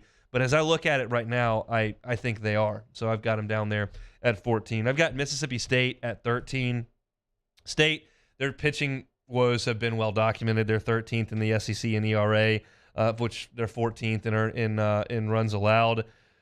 They've walked the most hitters in the Southeastern Conference, and they're last in fielding. When you walk the most hitters in the league and you're the worst fielding team in the league, you just have no chance to get people out. They do hit a little bit. They're 6th in the league in slugging percentage. They're 5th in the league in on-base percentage. So they're top half in some categories offensively, but you look at them on the mound in terms of their defense, it's just atrocious. They did beat Bama in a weekend series last weekend, so they are 3-9, and they're not in the cellar.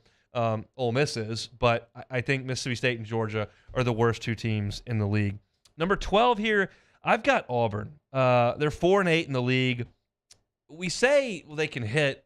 They hit a little bit. I mean, Irish is a great hitter, but they're 10th in the league in batting average. They're 10th in the league in slugging. They're 13th in the league in runs scored. You tell me if you think they can hit. None of those statistics would suggest they can. And oh, by the way, they're last in the league in ERA. They're last in the league in opponent batting average. Gonzalez goes down, who's supposed to kind of be their ace, even though he's a sinker slider guy. It's not dominating stuff. And they don't have a Burkhalter like they did at the end of the games last year, who was key in them getting to Omaha. They don't have Sonny DeChar like they did last year, key in getting to Omaha. I don't see anything that Auburn does super good. So I've got them at 13th. Hot start for Missouri. They were 3-0 in the league, swept Tennessee. Since then, they're 1-8 in the league. So I've got them down there at number 11. They're 12th in the league in home runs. They're 14th in runs scored. That's not great for the offense. 7th in ERA. The good news for Missouri is that in their rearview mirror is Tennessee, South Carolina, Kentucky, and Vanderbilt. Those are the teams they have played. So, yes, their record is 4-8. It is not great, but I don't think they're at the bottom of the league. I think they played a really tough schedule, and after whatever happened with them against Tennessee, they've been bad. They're 1-8 in those 3 series. So, number 10, I've got Bama. Hot start, not been good since. They've lost all 4 weekends, 2 out of 3 in SEC play. They lost last week in Tuscaloosa to Mississippi State. Not great. It can happen to anybody. Teams lose baseball series, but now we've played 4 of them. And if you go back to the last pre-conference series, which was Columbia, which they also lost, they've lost 5 weekends in a row. They had an injury to their starting pitching staff last weekend. You had Hess that had to miss a start. So we'll see if he can come back and if he's healthy. But it's not looking very good. They haven't won a series in over a month. So I've got Alabama at number 10. Now, Ole Miss has got the worst record in the league. They're 2-10. They're in 14th, dead last. I've got them 9th in my power rankings. I don't think they're the worst team in the league. They have the worst record in the league. What Ole Miss is, and you know this, you've been listening to me, you've been they're 2 arms short. They're Hunter Elliott short, who's supposed to come back next week, and then they're a bullpen guy short. And at that point, they could put Daugherty back in his role, and they would be okay. But unfortunately, it doesn't work like that. LSU's probably an arm short or 2 arms short at this point, too. They don't get to just pick one up. You are what you are. But they've played Vanderbilt, Florida, at A&M, and Arkansas. That's really difficult. They've got winnable series coming. They still play Mississippi State. They still play Georgia. They still play Missouri. They still play Auburn. They still play Alabama. There are games to be won. Now, the math looks really tough for them because they're 2-10. If they've got to get to 13 wins, they've got to go 9 and how many can they lose? 9-7. They've got to go 9-7 the rest of the way. We'll see if they can pull that off. I have my doubts. But I think they're 9th. I've got A&M at 8th. A&M's offense is awful right now. They're 4th in the SEC in slugging percentage. They're 12th in home runs. And their weekend rotation starts with a question mark in Detmer, who's been their Friday guy the whole season. And then they've been rotating the back 2 guys for 4 weeks now. Can't get it done. But the offense, which is supposed to carry him, you're supposed to have Boast be a star. You're supposed to have Lavalette come in as a freshman and be a star. They're not hitting. So you're 14th in slug. It's hard to score.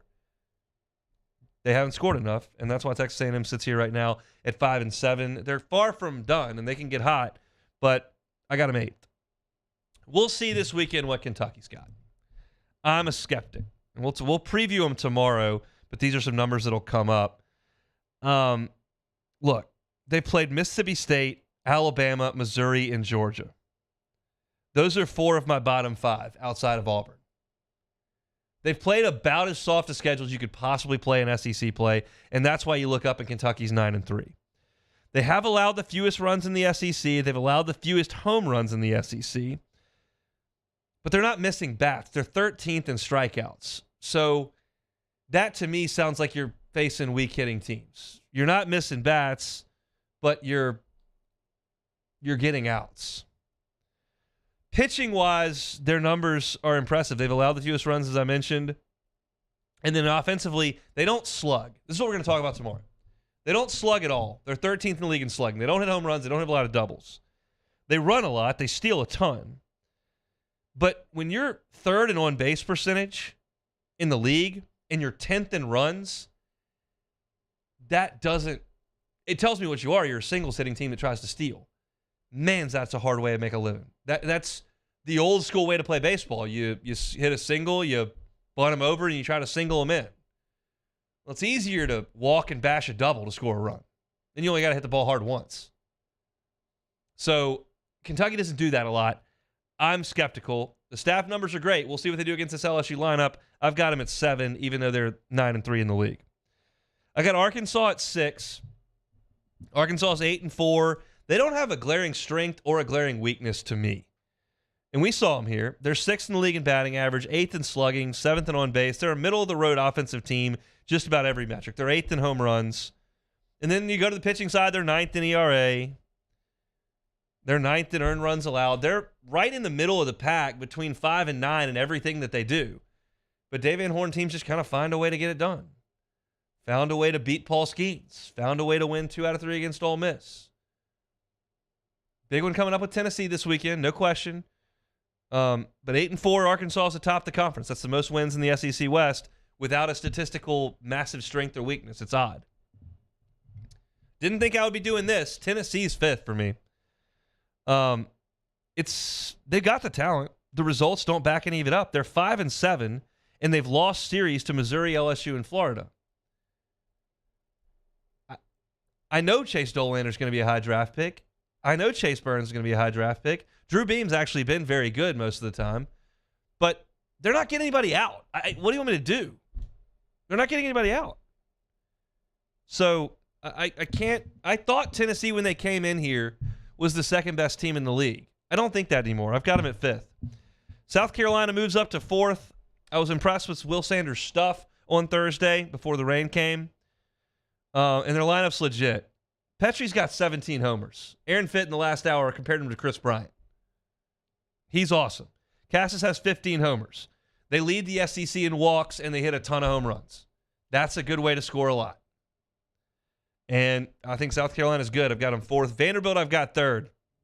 They're 11-1 in the league. That's the tops, but I got them 3rd. Carter Holton is an ace. And then Futrell, who they pitch in game 3s, this is the difference. This is what my favorite attribute about Vanderbilt is. Devin Futrell in the 3-hole for them has started 4 SEC games.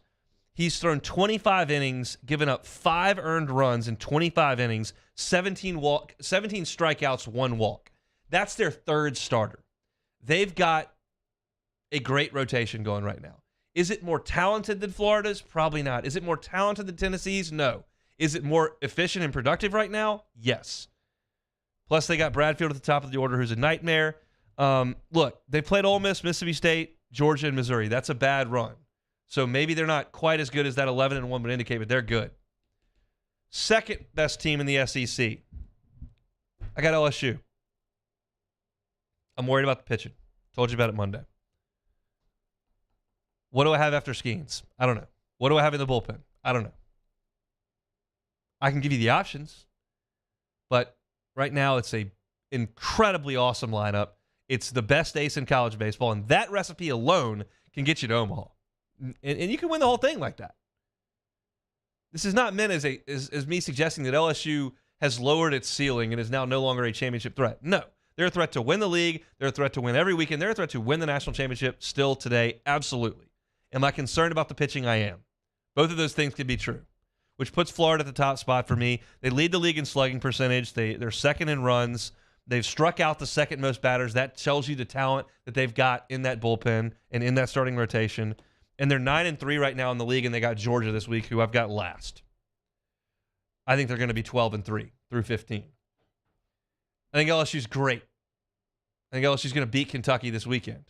I think Florida's the best team in the league right now. Those are my thoughts. So from 14-1 in the SEC, Georgia last place, 14th. Then I got Mississippi State, Auburn, and Missouri, 13, 12, 11. Number 10, I got Bama, 9, Ole Miss. A&M's at 8, Kentucky 7th, Arkansas 6, Tennessee 5, South Carolina the 4th best team in the SEC, Vanderbilt at 3, LSU at 2, and Florida at number 1. Those are my SEC power rankings. We'll get to Demui's thoughts on some of that coming up in 15 minutes. When we come back, Pels tonight. Is this going to be the last one? We'll talk about it on Palmer Show. Hunt Palmer on 104.5 ESPN Baton Rouge. The NBA playoffs are here, and you can turn crossovers into cash with FanDuel. Just visit FanDuel.com/1045ESPN right now and place a $5 bet, and you'll get an instant $150 in bonus bets, win or lose.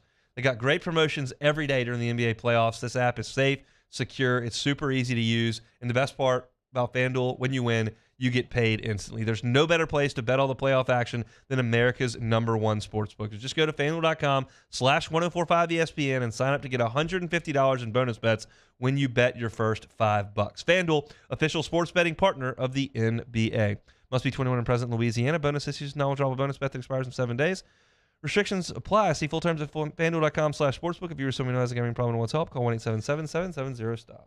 In times of need, get a full list of phone numbers, websites, and other important emergency information on the Demco Stormwatch page at 1045ESPN.com. There it is, the extra mile, on the border of expected and extraordinary, for those willing to go further, like vans customized for work or play, with safety and tech to keep you connected.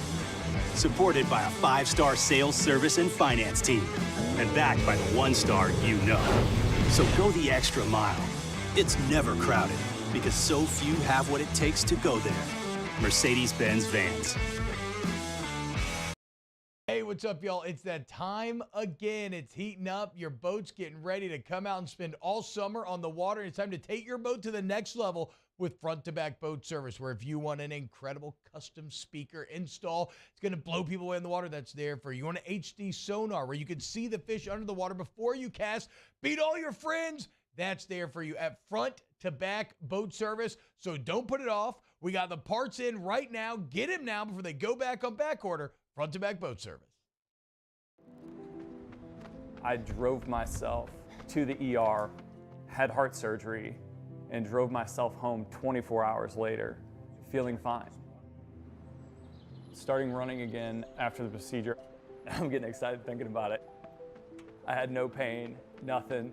I felt great. And right then and there, I was like, oh my God, I'm back. I'm back. It's just amazing. Ochsner Health. Long live you. For over a century, local broadcasting has evolved with the needs of the community.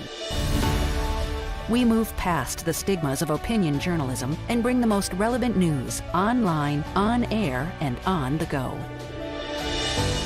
You have trusted us with your news, sports, weather, and entertainment. Trust us to keep moving with you.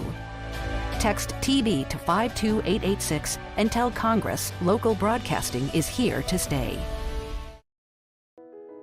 I've been doing business with Luba for 25 years. They're dependable, trustworthy. It's just the attention to detail with our clients. Our folks have years and years of experience. They're highly trained professionals. But many companies have that asset. What I'd like to think makes Luba a bit different is that we use those talents in a way that truly is dedicated to serving the needs of the folks who depend on us. Hi, I'm Brandon Landry, founder and CEO of Walker. Hi, my name is Dr. Craig Green. This is Ryan Terrio with HUDCORoofing.com. Hey, it's Matt Moscona. No matter how big your commercial roofing job, HUDCO can help. My patients come to me because they trust that I can get the job done at a high level. Ryan Terrio and Richard Tilley have the same level of trust when it comes to roofing. If you have a roofing issue, call HUDCO Roofing. Give us a call, 364 for live play-by-play this weekend when the Yankees host the Twins Saturday at noon and Sunday the Astros host the Rangers at 6 p.m. Plus the Cavs host the Knicks Saturday at 5 p.m. in the NBA playoffs on 104.5 ESPN Baton Rouge.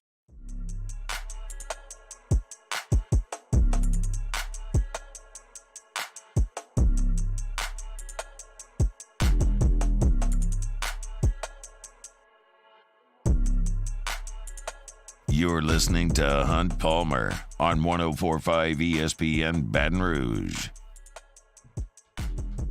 Pelicans and Thunder tonight, 8:30 from the Blender. It'll be on ESPN. Thunder and Pelicans win or go home in the play-in tonight. Look, this is what you play for all year. It's time to put up or shut up. And while we were on the air yesterday, we got the quote from Zion that said, physically, I'm fine. I just got to feel like Zion. And I honestly couldn't believe it when I read it. I could not believe a professional athlete would say that, especially in the playoffs, not in November. This is the first week of the season, and you're just not quite sure. Well, I don't love it, but okay. This is the playoffs. You are the franchise. This thing was built around you. And you're healthy enough to play. And not only are you healthy enough to play and not playing, which is a huge problem, you are compounding the problem by walking out to the media with microphones everywhere and saying that you are healthy enough to play and don't want to play. This seems impossible to me. And we'll see how big this story gets and what the reaction is to it. Because now Skip Bayless has kicked the anthill, as he's prone to do, and take it for what it's worth. It's Skip Bayless, who I believe has made up 96% of his talking points for the better part of 2 decades and gotten filthy rich doing it. LeBron's one of the greatest players ever. I think LeBron chokes. Everyone hates the Spurs. I love the Spurs. Everyone hates the Cowboys. I love the Cowboys. Aaron Rodgers is the greatest player ever. I don't think Aaron Rodgers is that good. What's wrong with loving the Cowboys, Hunt? Nothing's wrong with loving the Cowboys. Oh, okay. Skip Bayless just does it because everyone hates the Cowboys. And so he can have a co-host cultivated in Stephen A. Smith, and then magically, Stephen A. Smith was no longer his co-host, and Shannon Sharp showed up, and Shannon Sharp hates the Cowboys. Amazing how that works. The entire show is concocted out of nothing. And that's the way that they choose to do things, and people watch it, whatever. But I'm just trying to tell you that's the source that we're getting this information from. But Skip Bayless says that the Pelicans have cleared Zion to play. He won't play. His stepfather is becoming a distraction because the stepfather's not happy with the fact that there's a clause in Zion's contract that says they can weigh him daily. All this stuff, I don't know what's going to come of this story, but it's becoming a far bigger deal than the play-in game. I've got friends that are big Pelicans fans. They talk way more about Zion Williamson not playing than they do about the Thunder. 3 of them have the Thunder on the money line tonight. Which, by the way, if you're into that type of thing and want to log on to FanDuel, you've got a chance to catch a middle here. If you bet the Thunder plus the 5.5 and you're a Pelicans fan and the Pels win by 2, 3, 4, 1, 5, you get the win, you move on, and you cash the ticket. So if you're into that kind of thing, I think that would be a wise play. But this Zion story is really hard to fathom. So he's not going to play tonight, so we can move on to the game against the Thunder. And the Pels are 5.5-point favorites, like I mentioned, and they should win the game. But it should be noted, as I was listening to this morning when the guys had Jake Madison on, and keep in mind, last year when they played in this game, you were playing a Spurs team that was 12 games worse than this Thunder team. This was a pretty easy game for the Pelicans to win last year. It's not the case now. The Thunder can play. Now, they're really young. They're really inexperienced. But it's kind of, interesting to me that Shai Gilgeous-Alexander has become what he has become, because in college, he was nowhere near this impact of player. He's now taken the Thunder and carrying them basically by himself. So the question is, can Herb slow him down? Can Herb hold him to 23? Can Herb hold him to 30, but it takes him 32 shots? If that happens, you don't see a path really clear for the Thunder.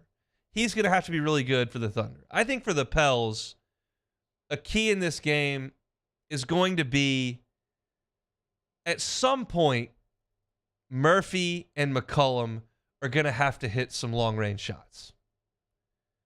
They're going to have to open the floor up so that B.I. can do his work. If you don't have to respect CJ because he's 0 of 7 and his hand's hurting and they got to have surgery on it, but he's out there, you don't have to respect him as much. If Murphy starts 0 of 5, you can't affect the defense the way that you want to shooting the basketball. It's so important. Interestingly, the 2 guys who are going to be commanding the basketball the most in this game, in Gilgeous-Alexander and Ingram, are elite scorers in the NBA who don't rely on the 3, which is rare. Most guys who score at this clip shoot a lot of threes. They don't. The Pels should win tonight. The organization should be in a place to beat the Thunder in a game you've got to win at home. It should be. Anything can happen. You can get a flamethrower from the sixth man who goes for 29, and all of a sudden, you're on your heels. Building gets tense and nervous. But again, I just keep circling back to this. Like, the story should be the Thunder and Pelicans, but it now revolves around Zion. And this feels like it's going to be a circus moving forward into the offseason. Because half the time he doesn't talk, and then he does talk, and it sounds ridiculous. All the while, the Pelicans don't talk. They give vague updates. They don't tell you when he's coming back or what the severity of the injury is or what the setback was. And it's not as if they're under any obligation to do so with him. But the fact of the matter is, if you don't say anything and you continue to put these vague things out there, it creates the storm. And now you got Skip Bayless going nuts. So none of that will matter when they tip it tonight. I think the Pels win the game. I think they're better than the Thunder. I think they're at home. I think they win it. I think the smart play here is to bet the Thunder plus the 5.5 and hope you catch a middle. Just my 2 cents on the matter. Tonight, tip-off 8:30 on ESPN. Pelicans lose this game. I have no issue calling this year an absolute failure and a waste of a season with the nucleus that you signed up for. The nucleus that you signed up for had this year ready to roll coming off a playoff year. You've backed up. You lose this game. No two ways about it. So hopefully they go take care of business and move on. Got a lot of work to do tonight against the Thunder inside the blender. All right, we'll take a timeout. Come back. Chris Demui is going to join us. Demui, he of the 60 feet 6 inches LSU baseball podcast, former Tiger left-hander and national championship, in his normal Wednesday spot next. Hunt Palmer on 104.5 ESPN Baton Rouge. LWCC is Louisiana Loyal, elevating and celebrating champions of Louisiana. In April, we are pumped up to tell you about Dr. Robert Jackson. Dr. Jackson's connection to his North Louisiana community, shout out North Louisiana, inspired him to dedicate his career to improving health care for the most vulnerable neighbors. He founded the MLK Health Center and Pharmacy in Shreveport, Northwest Louisiana's oldest free clinic and pharmacy. The clinic provides over $16 million in services annually to over 1,700 patients. That is a wonderful, wonderful vocation for Dr. Robert Jackson. That's what makes him a champion of Louisiana. If you know a champion of Louisiana, we invite you to go to lwcc.com/champions and nominate a champion of Louisiana so that we can tell their story like Dr. Robert Jackson. Dr. Robert Jackson, April's Champion of Louisiana, presented by LWCC. Our listeners fire off their opinions on the jimsfirearms.net hotline at 499-1045. Keep listening for your next chance to shoot us your thoughts with the jimsfirearms.net hotline on 104.5 ESPN Baton Rouge. Follow us on Twitter at 1045ESPN to cast your vote in the Citizens Bank and Trust poll of the day. Vote daily inside Off the Bench, anytime. Hunt Palmer. And after further review, Citizens Bank and Trust brings you the poll of the day via Twitter at 1045ESPN. Clash of the Cooks Jambalaya Showdown is back. Join us on Saturday, April 22nd at the Ochsner Medical Complex at The Grove. We've got cooking teams of pros and joes serving up their best jambalaya and Cajun Creole dishes, all while helping raise dough for local families battling cancer. Bring the whole family for great food, live tunes, and good times. Clash of the Cooks Jambalaya Showdown, presented by Ochsner. Saturday, April 22nd at lunchtime. Help us paddle it forward. For tickets and more information, go to clashofthecooks.com. All right. Hey, what's up, y'all? It's that time again. It's heating up. Your boat's getting ready to come out and spend all summer on the water. It's time to take your boat to the next level with front-to-back boat service, where if you want an incredible custom speaker install, it's going to blow people away in the water, that's there for you. You want an HD sonar where you can see the fish under the water before you cast, beat all your friends, that's there for you at front-to-back boat service. So don't put it off. We got the parts in right now. Get them now before they go back on back order. Front-to-back boat service. I've been doing business with Luba for 25 years. They're dependable, trustworthy. It's just the attention to detail with our clients. Our folks have years and years of experience. They're highly trained professionals. But many companies have that asset. What I'd like to think makes Luba a bit different is that we use those talents in a way that truly is dedicated to serving the needs of the folks who depend on us. Each year, Guarantee Media hosts a radiothon to benefit Dreams Come True, the local organization that grants dreams to Louisiana kids suffering life-threatening illnesses and their families. We've interviewed these incredible kids, and their stories warm our hearts. And none of it would be possible without your help. So we're asking for your support in our effort to making more dreams come true. Each year, our Dreams Come True radiothon is powered by the Baton Rouge Clinic. Visit GuaranteeMedia.com to pledge your support today, and thank you. Hi, I'm Brandon Landry, founder and CEO of Walker. Hi, my name is Dr. Craig Green. This is Ryan Terrio with HUDCORoofing.com. Hey, it's Matt Moscona. No matter how big your commercial roofing job, HUDCO can help. My patients come to me because they trust that I can get the job done at a high level. Ryan Terrio and Richard Tilley have the same level of trust when it comes to roofing. If you have a roofing issue, call HUDCO Roofing. Give us a call, 364-1007, and we'll come to your house and give you a free inspection.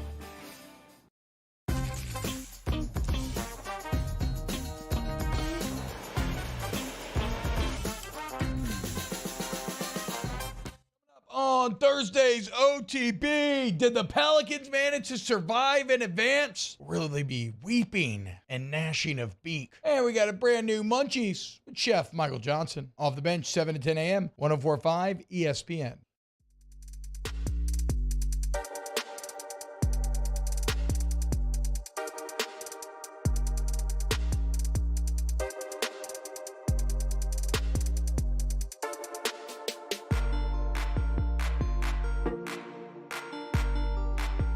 This is Hunt Palmer on 104.5 ESPN Baton Rouge. 60 feet 6 inches. That's how far it is from the rubber to home plate. It's actually the name of the LSU baseball podcast hosted by our next guest. Chris Demui joins us on the Jim's Firearms Hotline. Mr. Demui, how are you? Doing good, hon. How you doing, buddy? Doing very well. South Carolina impress you over the weekend? Yeah, they did. And I heard you, as I was driving in from Lafayette, I heard you talk about Petrie a little bit, and that guy. Man, that guy's a real deal for a freshman, and I mean, I think he's probably well on his way to being the National Freshman of the Year. But yeah, I was impressed. I think a little more than I thought initially doing some of the research on them before I did the podcast. But I think they're the real deal. You know, they got some arms down there, and they can definitely swing it. Yeah, it was impressive. And then for LSU, how impressive was the response on Friday night to get that grand slam and get that win? I think it was massive. You know, I think it was a case of LSU really didn't play well, in my opinion, all weekend. But in the end, they get the split and they get the all-important victory because obviously the rain washed away Game 3. But the ability to come back, you know, and do that massive bomb, but then just to take the lead in the last inning, capitalizing off the momentum they built the inning before. And Cruz is, it sounds weird to say this, but I think Cruz is struggling just a little bit. You know, he's hitting 480, and for me to say he's struggling is kind of blasphemy, but he draws that walk, right, 3-2 walk. And, you know, then he eventually comes around to score, and Beloso drives him in. That just shows how, you know, the kind of the grit of this team and their ability to come back when everything looks like it's not going their way. I'm surprised you should see Gavin Guidry out there in a one-run game. Very, but I tell you what, that freshman delivered, and I love the emotion that he showed. And, yeah, there was some jawing back and forth fight between the teams, you know, and they pimped some home runs on Thursday night, and then Guidry kind of gave it to him, and I'm fine with that. But just, you know, you see him and Herring and Shores and Neal and all these freshmen and Kling and Jones, their mentality to produce at such a high level is the most impressive thing, right? They have the talent, but mentally for him to be able to close that game down when you're staring down the barrel of potentially, you know, losing the first 2 games of that series, that's the most impressive thing to me. And obviously looks like he's going to be called upon more as we get deeper into SEC play. He's throwing 3-1, 3-2 sliders frequently. It seemed like he had a better command of the slider than the fastball. Is this something that teams are going to be able to look at on tape now? There's a little bit more out there on Guidry, and he's going to have to go to the fastball a little bit more, or you think the slider's just that good a pitch? No, I think you're right. I think that he's going to have to feature some more fastballs. I'm sure Wes Johnson will adjust to that. And, you know, he does a good job of being able to get it below the zone when he needs to. And then you saw, like, on that last punch out, it was a 3-2 slider, you know, 4 strike that the guy swung through. So that just shows how good of a pitch it is. But, you know, you saw Veach come in for South Carolina, and I swear that kid threw 90% changeups. I was, like, yelling at the TV. And and it's amazing. So that just goes to show you that, I guess, if that one pitch is good enough, then he can throw it enough. But I would imagine he still throws 92, 93, and probably 94. So his fastball plays, and I would, depending on the situation, you probably have to see him go to that a little more. But his slider is devastating. Who do you think LSU's 3 weekend starters will be this weekend against Kentucky? Look at you. Skeens. I'm going to go, I'm going to go Skeens, Herring, and Little, although I don't think that's what I would do, but I don't think that's going to happen. I think it'll be Skeens, Floyd, and Little. What do you think about Floyd at this point? I wouldn't mind seeing them take a little pressure off of him. He just looks frustrated with himself. You can see him on the mound. He just doesn't understand sometimes why this is happening, but he just gets frustrated with himself because he knows he has great stuff. And he showed that again, even through his struggles. I think he gave up 1 hit in those 3 innings, and he's striking out guys with 3-2 changeups, which he wouldn't have done last year, obviously. So he's developed. It's just the fastball command that's lacking. And I think if you're going to give Griffin Herring, who would be my choice to start on Saturday, and have Floyd back him up, if you're going to make that change, now is a great time because, one, Herring can start at home. Kentucky has a very different lineup. It's not Arkansas or Tennessee or South Carolina. And, he gets to sleep in his own bed. He knows what the bullpen mound feels like. He knows what the game mound feels like. And then maybe that takes some of the pressure off of him. And then Floyd's right there to back him up if he gets in any trouble. And obviously Floyd can extend, 5-6 innings. I'm all for that. I want to see Herring in the rotation sooner rather than later. We'll see if it is this weekend. But let's go back to Floyd. He's out there pitching against South Carolina, and he can't throw a fastball for a strike. And what does that feel like as a pitcher? I'm sure that happened to you at some point in your career.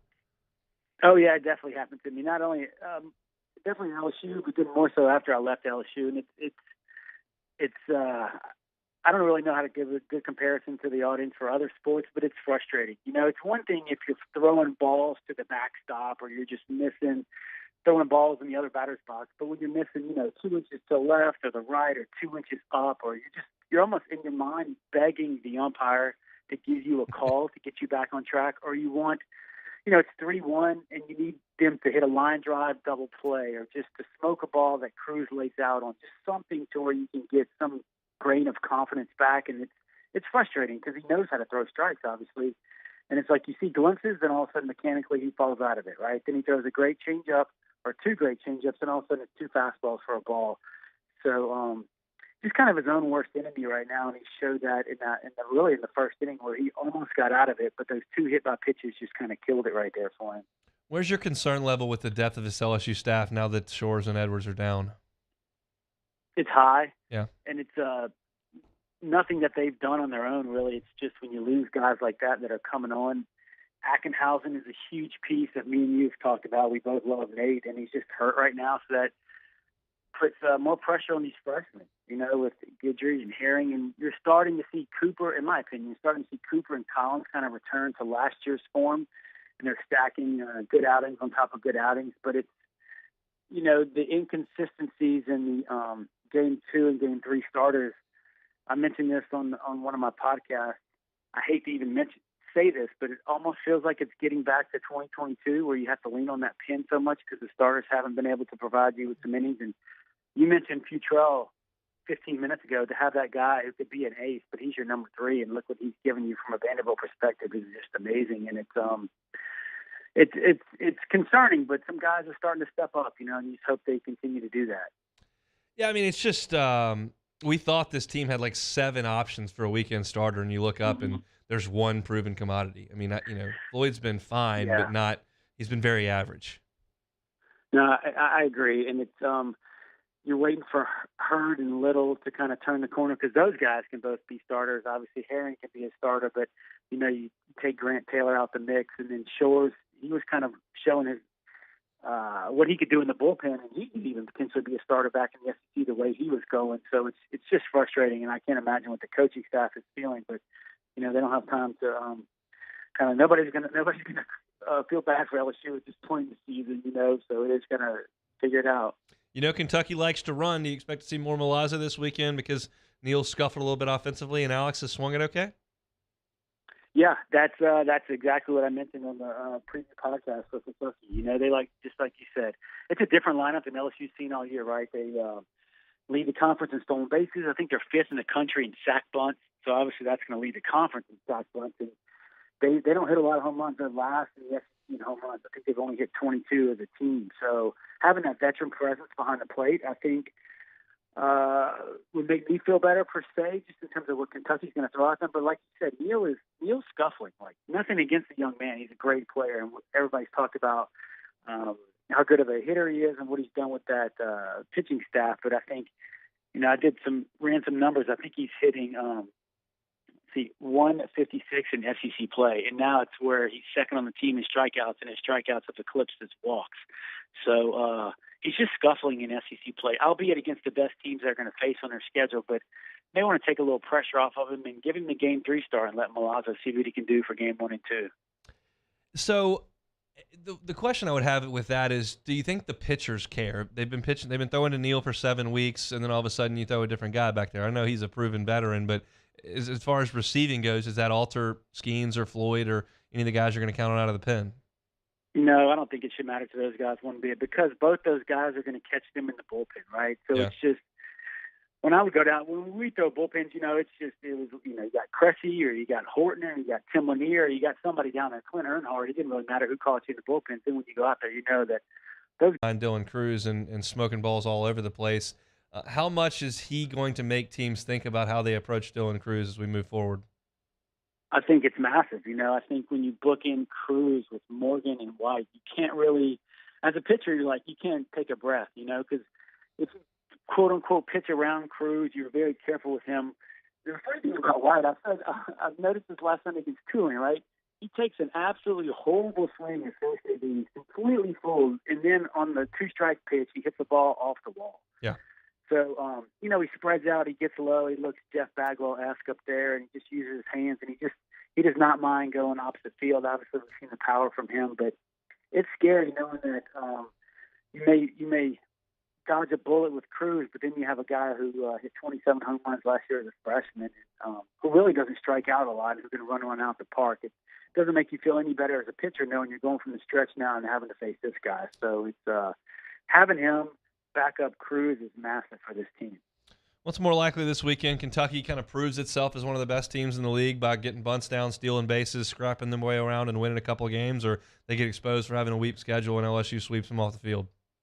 I think LSU sweeps, buddy. I called it on the podcast. I think LSU, it's one of those things to where people may not agree with me, and I'm not sure how you feel, but I think they scuffled in South Carolina, and just they didn't play great. But for you to say you didn't play your best baseball and you still go on the road and get a split from a top 6 team in the country, I think the coaching staff will take that heading home. And then they blast Tulane last night, who's not great, but they took a little while. I think they pounded out like 20 hits, and I think Skeens is mad about the way he finished that outing.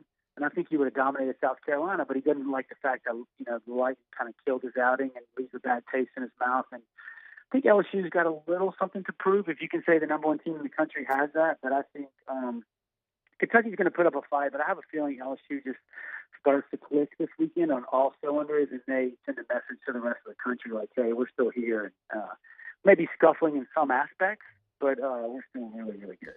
I would like that very much. We shall see. Chris Demui, host of the 60 Feet 6 Inches LSU Baseball Podcast, with us every Wednesday at 2:30. Thanks, Chris. We'll do it next week. Thanks, Hunt. Appreciate it, man. He is Chris Demui. We'll take a timeout, take it or leave it, and we'll be done here on a Wednesday. Hunt Palmer Show. Hunt Palmer on 104.5 ESPN Baton Rouge. One Bath and Closets. The website is onebathandclosets.com. Check out the website. It's got all the testimonials there that talk about David Duvall and his crew. They show up on time. They give you the plan. They complete their work on time. It's gorgeous. And they don't come back. They do it right the first time and leave the competition behind. You can also request a free consultation. You don't know what they could do with your bathroom or your closet until you bring them in there and let them show you what they can do. They could put your dream bathroom in your home. Could be a full-scale remodel or just a tub-to-shower conversion that changes the functionality and the aesthetic of your bathroom. Maybe it's your closet that just doesn't fit your wardrobe and your lifestyle. They can fix that. Maybe ripping out the entire closet and building you a brand new one. May just be using your space more efficiently. They can help you out. If you tell them the Hunt Palmer Show sent you over there to One Bath and Closets, they're not going to charge you to rip out the current closet. They're not going to charge you for the labor to install the new one. They're just going to charge you for the cost of the unit. That's what they're going to do for you, for our listeners here at the Hunt Palmer Show. One Bath and Closets. Check out the website, onebathandclosets.com. In times of need, get a full list of phone numbers, websites, and other important emergency information on the Demco Stormwatch page at 1045ESPN.com. Hello, Samantha, dear, I hope you're feeling fine. And it won't be long until I'm with you all the time. But until then, I spend my money up right down on my last dime. Come home, live Baton Rouge.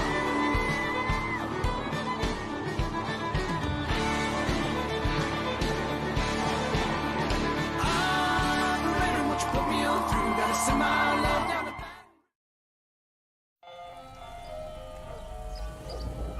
Hey there, little buddy. What's the matter? What's the matter? My windows, siding, and my door. That's what's the matter. Relief Windows can fix all of that. I got you. Pop, pop. What's up? Oh my gosh, look! Curb appeal. That's a good-looking neighborhood. ReliefWindows.com. Gulf Coast Office Products is a nationally recognized Savin office equipment dealer based right here in Louisiana. Over 100 employees strong, Gulf Coast has the boots on the ground to support all vertical markets from education, engineering, legal, and finance. With the latest in office technology from desktop to production segment units, Gulf Coast and Savin have the perfect fit for you. Call 225-756-2644. That's 756-2644 for Gulf Coast Office Products. Clash of the Cooks Jambalaya Showdown is back. Join us on Saturday, April 22nd at the Ochsner Medical Complex at the Grove. We've got cooking teams of pros and Joes serving up their best jambalaya and Cajun Creole dishes, all while helping raise dough for local families battling cancer. Bring the whole family for great food, live tunes, and good times. Clash of the Cooks Jambalaya Showdown presented by Ochsner. Saturday, April 22nd at lunchtime. Help us paddle it forward. For tickets and more information, go to clashofthecooks.com. All right.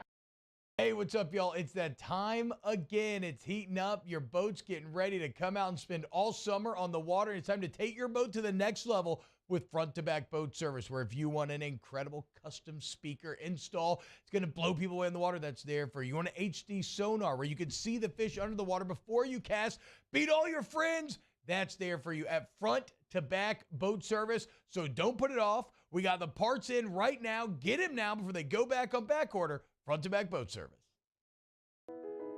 I've been doing business with Luba for 25 years.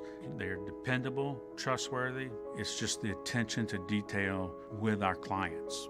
Our folks have years and years of experience. They're highly trained professionals. But many companies have that asset. What I'd like to think makes Luba a bit different is that we use those talents in a way that truly is dedicated to serving. Haniger joins us for the Thursday edition of Handy Time. Ali Cosell from the Bird Rights will be with us, and we'll take a look back at New Orleans and OKC, and Buzzy Heidel on LSU baseball, plus his trip to the Masters. Handy Time, noon weekdays, 104.5 ESPN Baton Rouge.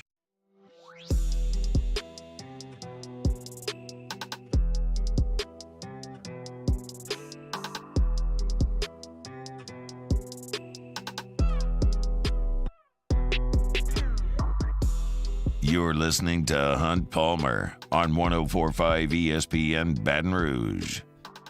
104.5 ESPN Baton Rouge and the Baton Rouge Clinic bring you the Dreams Come True Radiothon. Dreams Come True is an organization designed to help grant dreams for children with life-threatening illnesses and their families. Dreams Come True Radiothon presented today by Service Chevrolet and the law offices of O.C. Brown. You can donate today at 1045ESPN.com. Let me tell you what happens if you go to 1045ESPN.com and donate today. Don't do it for another 11 minutes. But every $5 donation today gets an entry into our raffle. Raffle items are an Aaron and Austin Nola autographed bat, ball, and picture, Justin Jefferson autographed LSU helmet, Justin Jefferson and Jamar Chase framed wall print. We also have 3 days and 2 nights at the CMA Music Festival in Nashville coming up in June. Got a concert ticket package to see Thomas Rhett, Shinedown, Zach Bryan, Depeche Mode, Guns N' Roses, Hardy.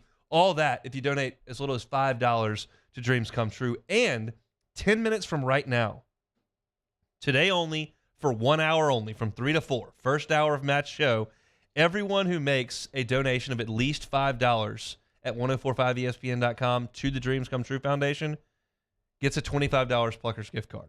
We've got them downstairs. Donate $5, you get $25 in Pluckers cards.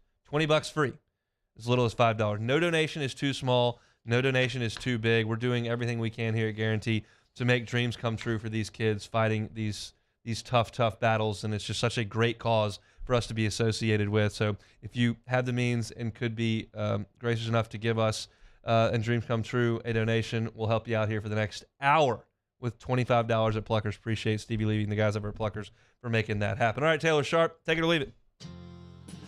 Yeah, let's knock it out. So Shaquille O'Neal recently said on a podcast that Angel Reese is the best athlete to ever step foot on LSU's campus, regardless of sport. Best athlete in LSU history, take it or leave it. I'm going to leave that one. Angel Reese is a heck of a player. I'm not quite sure she's reached the levels of Maravich or Shaq or Burrow or some of those guys. She's great. She's a national champion, and she could go out there and win National Player of the Year next year, and that would be fantastic. But right now, I'm going to stop a little bit short of that. Zion Williamson recently announced that he feels fine physically, but won't return to the court until he feels like Zion. Zion doesn't want to be in New Orleans. Take it or leave it.